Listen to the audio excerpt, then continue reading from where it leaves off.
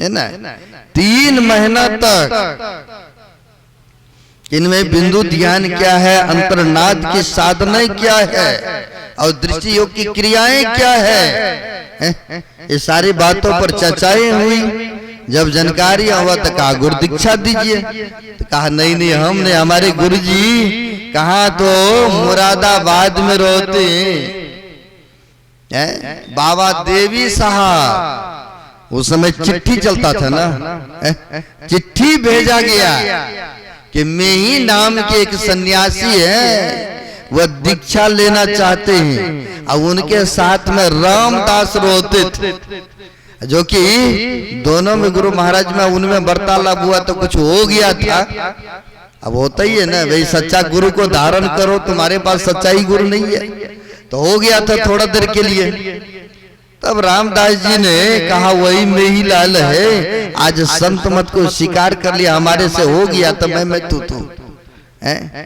तब चिट्ठी भेजे थे कि जाओ दृष्टि योग की क्रिया इनको दे दिया जाए, लेकिन धीरज लाल गुप्त ने नहीं दिए। कहा हमसे बड़े गुरु भाई है भागलपुर में वकील का काम करते, राजेंद्र बाबू नाम थे, राजेंद्र सिंह, उनसे जाकर के आप ले लीजिए। गुरु महाराज का आदेश हो गए, तब गए है ना। दृष्टि योग की क्रिया वहीं से मिला है। और विजयादशमी में बाबा देवी साहब देवी बाबू के धर्मशाला में आए थे भागलपुर में। जब पता चला कि गुरुदेव आए हैं बाबा देवी साहब, तब गुरु महाराज गए दर्शन प्रसन करने। जब गए तब जाकर के इन्होंने हाथ पकड़ा दिया, कहा यही आज से गुरुजी है बाबा देवी साहब आपका। गुरु महाराज से कहे हम तो इनकी आज्ञा का पालन करने वाले। आज हम ही लोग लीजिए गुरु महाराज को मानते हैं ना, हमारे लिए सर्वो सर्वा गुरु महाराज ही है ना। अगर गुरु महाराज को हटा के कोई कहे मैं ही हूँ, मैं ही हूँ, मैं ही गुरु जी हूँ, चलेगा? संभव है? कोई भी अनुयायी नहीं मानेंगे। सब तो उन्हीं पर आधारित है, सब तो उन्हीं को लेके चलते हैं ना। तो वहां पर भी कहा कि आज से यह गुरुजी हैं बाबा देवी साहब। तब वहां पर आया है 12 ईस्वी में, सन 1912 में नदानुसंधान की दीक्षा भी दिए हैं, है ना, बाबा देवी साहब ने। और गुरु महाराज के अंदर से ललकता था, अंदर से चाहनाएं थी, या यूं कहिए प्रारब्ध के संस्कार था। लोगों को आए थे चेताने के लिए, रास्ता दिखाने के लिए, या कुछ भक्ति में कमी था तो पूरा करने आए थे, यूं समझिए।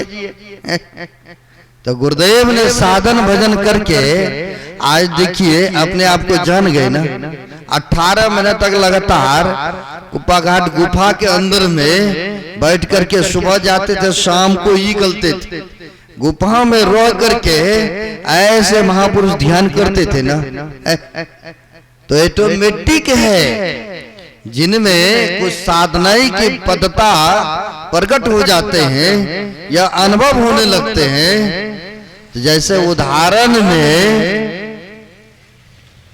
चुम्बक में वह गुण होता है कि लोहा को अपने तरफ खींच लेना, तो ऑटोमेटिक लोग गुरु महाराज के चरण शरण में आना प्रारंभ कर दिए। चूंकि जिस गुफा में रहते थे वह गुफा तो प्राचीन काल का है, और उसमें हड्डियां गुड्डियां भी इतिहास में आया है।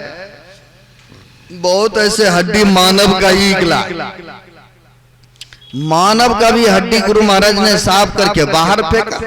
और जब बाहर फेंका तो लोगों ने देखा, अरे ये महात्मा लगता है, कहीं से पकड़ के लाता है, इस गुफा में मार देता है। कहाँ तो आया है इतिहास में, जाके दरोगा को भी थाना में रिपोर्ट कर दिए थे। तो आते रहा, लेकिन गुरु महाराज तो साधन में मगन रहा करते थे। लेकिन ऐसा कुछ था ही नहीं। चौकीदार भी बराबर आना जाना करते थे, लेकिन गुरु महाराज तो साधन में मगन रहते थे। चौकीदार भी देख के हैरान हुए कि नहीं ऐसा नहीं है, ये तो साधन सुमरन भजन करने वाले हैं। ऑटोमेटिक स्वाभाविक है ना, वो भी झुक गए थे ना। इतिहास में है कि वो भी झुक गए थे गुरु महाराज के चरण शरण में। जब गुरु महाराज धरारा में भी बहुत दिनों तक रह करके गुफा जमीन के अंदर बनाई थी ना, वहां भी ध्यान सुमरण करते थे। जब गुरु महाराज के कीर्ति फैलने लगे, यशगान होने लगे, तो कई बार होता है व्यक्ति में, गांव समाज में भी एक दूसरे का कटाक्ष करते हैं, ईर्ष्याएं होती है ना। और गुरु महाराज के समकालीन में भी गुरु महाराज की जब कीर्ति फैलने लगे, तो कुछ गांव के ही व्यक्ति है ना, शायद सुने होंगे या नहीं सुनेंगे तो नवी बातें होगी आपके लिए। जब गुरु महाराज की यह कीर्ति फैलने लगे, तो गांव के लोगों ने, ऐसा कुछ था व्यक्ति जो कि ईर्ष्या करते थे। बहुत ऐसा है, महात्माओं से भी ईर्ष्या, कई व्यक्ति है महात्मा भक्तों से ईर्ष्या, बहुत ऐसा चल रहा है, प्राचीन काल से होता चला है। खैर, लेकिन संत मत ऐसा ज्ञान ऐसा शिक्षा नहीं देते। हमारे गुरु महाराज जी कहते आपस में मेल से रहो, नहीं, हमारे गुरुदेव का ही कथन है।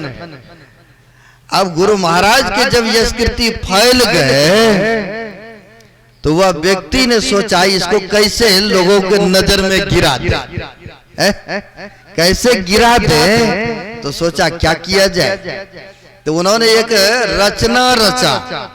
क्या? एक माई को तैयार किए। अरे तुमको जितना चाहिए रुपया पैसा, पढ़े होंगे या सुने होंगे, जितना चाहिए हम देंगे, लेकिन तुम ये काम करना। क्या करना है बताइए? कहा ऐसे करना, तुम अपने बाल को खोल लेना, गांव पर सड़क पर दौड़ना, भागना, हाथ पटकना, शरीर पटकना, और जब लोग पूछेंगे क्या हो गया है तुमको, तो कहना मेरी दास ने भूत चुड़ैल भेज दिया है मेरे ऊपर, इनको मारने के लिए। अब ढोंग रचना रच दिया, उनको तो ये चाहिए था। अब वैसे ही करने के लिए तैयार होगा। यह प्राचीन काल से चलता है। भगवान बुद्ध को भी समय में भगवान बुद्ध को गिराने के लिए उनका भाई ने रचना रच दिए थे ना, जंगल में कुटिया थे ना, इतिहास पढ़े होंगे। वो भी जाती थी, छिप करके रह जाते थे, रात में सुबह सुबह निकलती थी, तो लोग इधर से सत्संग करने जाते थे। अरे सुबह सुबह कहाँ से तुम इतना? कहते अरे रात भर तो हम रहते हैं वहीं भगवान बुद्ध के कुटिया में, तो सुबह अरे तुम लोग जाते हो तो हम क्या करेंगे वहां रह करके, इसलिए हम निकल जाते। अब प्राचीन काल से एक साधु महात्मा को लोग तुले हैं बदनाम करने में, ये चलता आ रहा इतिहास देखिएगा। अब गुरु महाराज को भी जब देख नहीं हुआ तो माई को तैयार कर लिया, माई भी पैसा के लोभ में तैयार। अब एक दिन समय पा करके उसने बाल ताल खोल लिया, गांव में दौड़ने लगे। ऑटोमेटिक है, कोई आदमी ऐसे पागल की तरफ फिरने लगे तो पूछवे न करेंगे, कोई भी स्वाभाविक है ना। पूछने लगा, लोगों ने इकट्ठा कर लिया, लोग बहुत सारे इकट्ठा हुआ। उसके बीच में यह कहती है कि हमको मिही दास ने भेजा इसको मार करके लेके आने के लिए, हमें भेजा है, हम चुड़ैल हैं, भूत हैं। अब बहुत तरह की बातें करने लगे सबके बीच में। सब आदमी सोच के हैरान हो गए। तभी वह लगता है मंत्र सिद्धि करता है एकांत में, गुफा में कुटिया बना कर रहते हैं मेही दास। ये लगता है कि कुछ न कुछ जादू तो ना अवश्य करते हैं। लोगों तो यही नहीं दिखेगा, क्योंकि गई माताएं गांव की बता रही है ऐसे से लोगों को हो रहा है। लेकिन कुछ आदमी सज्जन भी होते हैं, कुछ दुर्जन है तो कुछ सज्जन भी हर जगह होते हैं। किसी गांव में सज्जन अधिक है तो दुर्जन भी है, दुर्जन है तो सज्जन भी है।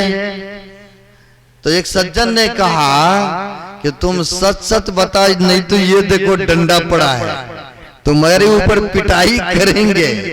तुम सच सच बताओ। वो तो ध्यान भजन करने वाला, वो तो फकीर है, महात्मा है, किसी से ठीक से बात भी नहीं करते, एकांत रहते। और तुम्हारे ऊपर क्या लेना था, तुमसे क्या ईर्ष्या द्वेष है जो कि ऐसा करेंगे? बताओ, सच सच बताओ, नहीं तो यह डंडा तुम्हारे ऊपर लगेगा। कहते डर के सामने में, लाठी के सामने में भूत भी भागते हैं ना। सच्चाई उबलते हैं तो नहीं बाबू, मैं ये दास ने भेजा है हमको, तो वो फलनमा के कहने पर हमने ऐसे से ढोंग रचा, उनके कहने पर मैंने ऐसे ऐसे किए, उसने कुछ दिया है हमको ऐसे ऐसे करने के लिए। अब देखिए, यानी संतों को भी नहीं छोड़ा। संत महापुरुष तो यह संसार में उपकार के लिए आते हैं ना, दूसरे को कल्याण के लिए आते हैं ना। कहा है रामायण में, संत उदय संतत सुखकारी, अब 20 सुखद जम इंदु तुम्हारी। कहते हैं संतों का अवतरण होना यह विश्व के कल्याण हेतु होते हैं। जैसे हमारी यह भारत देश है, भारत देश में अभी प्रकाश है, यही अमेरिका चली जाइए या फोन कीजिए आप, आजकल तो फोन की जमाना है ना, या कोई है आपके रिलेशन में फोन कीजिएगा, कहेगा कि वहां तो रात्रि हो रहा है, सीधे विपरीत है ना। इनका तो सूर्य देवता का समय निर्धारित है ना, समय पर यह उदय होना, समय पर अस्त होना। रात्रि में चंद्रमा उदय होते हैं, ये भी तो उपकार के लिए होते हैं ना, लोगों को दिखते हैं राह, लेकिन इनका भी समय निर्धारित है। लेकिन कहते हैं संत उदय संतत सुखकारी, संतों का अवतरण होना भी यह विश्व के उपकार के लिए होते, लोगों के मानव के कल्याण के लिए इस धरातल पर आते हैं ना। लेकिन ऐसे महापुरुषों को भी लोगों ने ना जाने तरह तरह के कष्ट दिया ना, तरह तरह के अपमानित किए ना। लेकिन कहा संत जो होते हैं उनको जमीन का संज्ञा दिए। जमीन का संज्ञा मतलब हुआ जमीन को जितना मर्जी कोर फोर कर दीजिए, उलट पुलट कर दीजिए। कभी धरती माता कहा कि हमको पीड़ा हो रहा, मत कोड़ो, हमें बहुत कष्ट हो रहा है, मत इसको कोड़ कराइया करो। इसी तरह से संत होते हैं जो बनने चले। कहा है कोर कार धरती सहे और सब बन रहा है, कटुक वचन साधु सहे और से सहन जाए। साधु मतलब भेषधारी से नहीं। कबीर साहब के पास चलेंगे तो उन्होंने हर पद में करीब करीब लास्ट के कड़ी में कह दिया, कहे कबीर सुनो भाई साधु, कहे कबीर सुनो भाई साधु, हर जगह मिलेगा देखने। अब साधु तो साधना केवल कपड़ा पहनने वाले से नहीं, जो साधन करना प्रारंभ कर दिए, चाहे आप बाबू भेष में हैं या गृहस्थी में हैं या तो साधन करने वाले हैं या बाबा भेष में हैं, तो सब के लिए महापुरुषों ने कहा। तो वही कहते हैं कटुक वचन साधु सहे और से सहा न जाए। कहते हैं कि साधना करने वाला जो व्यक्ति होते हैं उन्हीं से सहन हो पाएंगे और से संभव नहीं है ना। लेकिन आजकल बहुत ऐसा चलता है, एक महात्मा जी पूजा पाठ करने के लिए नदी के किनारे में एक पाठशाला बना रहता है ना, पहले के जमाने में पाठशाला होते थे और धोबी लोग कपड़ा को धोते थे वहीं पर नदी में जाकर के। तो हुआ क्या, एक महात्मा जी चंदन टीका कमंडल चुट्टा सब, और वह चले गए, बढ़िया देखा प्लेन जगह, गंगा जी में स्नान किया और वही पाठ पर बैठ करके पूजा पाठ करने लगे। अब पूजा पाठ करने लगे तो गांव से धोबी ने गधा पर बहुत सारे कपड़ा को लोड करके चले धोने के लिए, क्योंकि जिसका जो काम है वो करते ही है। चले धोने के लिए, तो धोने के लिए गए। जब गंगा जी किनारे पहुंचे तो जिस पाट पर कपड़ा साफ करना था तो देखते हैं ये तो महात्मा जी पूजा कर रहे हैं।